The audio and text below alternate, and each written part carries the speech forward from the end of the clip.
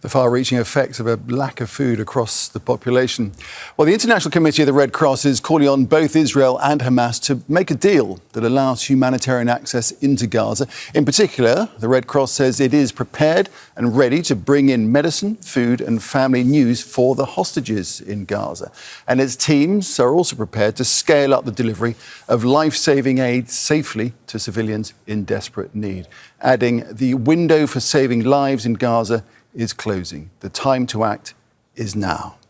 So let's explore this further with Hisham Mhanna, who is a spokesperson for the International Committee of the Red Cross in Gaza. Joins us now from Deir al-Balah in Gaza. Hisham, welcome to Al Jazeera. So the Red Cross are ready to provide aid to Israeli captives in Gaza and indeed civilians too. But what is required to make that happen? Fill us in with what you're prepared to do here. Good afternoon, Nick. What's required is to be realistic.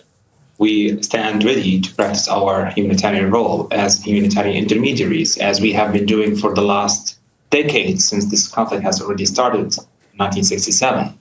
We need a political agreement that both Hamas and Israel reach, and to have all the real intentions behind it, and to give the ICRC the space with the security guarantees that is necessary, not only for our teams, but for those who we want to try to reach and to bring in the aid, whether they are the Israeli hostages held in Gaza, whether they are the hundreds of thousands of civilians who are fully dependent on humanitarian aid now, and also to resume our detention visits in the Israeli places of detention to check on the conditions of the Palestinian detainees. But has anything changed to make you? Has anything changed, Hisham, to make you think that an agreement is possible? It has been almost 22 months now. Thousands of civilians have been killed from both sides. This conflict has reached a regional level, not only in Israel and the occupied territories, but also in Lebanon, Syria, Iran, etc. And it can only end, and it should immediately end, only by a political solution. The world cannot rely on people's capacity and ability to cope with the ongoing catastrophe. There are civilians who are being killed every single day, and every minute passes without reaching that agreement will cause more civilians to die, and they could have just been spared.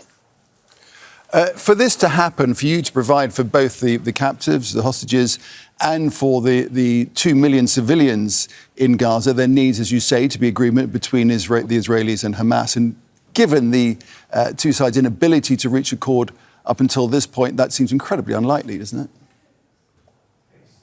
Unfortunately, we are still waiting for this decision to be declared, to be notified. And we believe that everything that has yet been declared or expressed by both parties has been addressed to the media, not to us bilaterally, the way it should be done. Mm-hmm. As I mentioned, we are fully ready. Time is not a factor in favor of the people here. Everyone has suffered enough. We have lost colleagues, we have lost friends, families. Everyone in Gaza is impacted. We have plus 350 staff members in Gaza who are struggling on a daily basis to find enough food and clean water. So you cannot possibly imagine how civilians who are most vulnerable, who have been living in displacement for 22 months, lacking the access to basic necessities necessary for their own survival, can live. And I see no way that they can continue living like this, and I can see no justification for this to continue any longer, not from any legal or moral perspective. From a logistical point of view, how would you set about prioritizing what reaches the captives and what reaches the civilians, given the fraught and desperate conditions on the ground in Gaza? How would you secure the delivery of such aid to these two distinctly different groups? Well, that's exactly what the agreement should include and guarantee, that access is for every person who is in desperate need for food, for medical treatment, and for his family to know that they are still alive and they can meet with them again.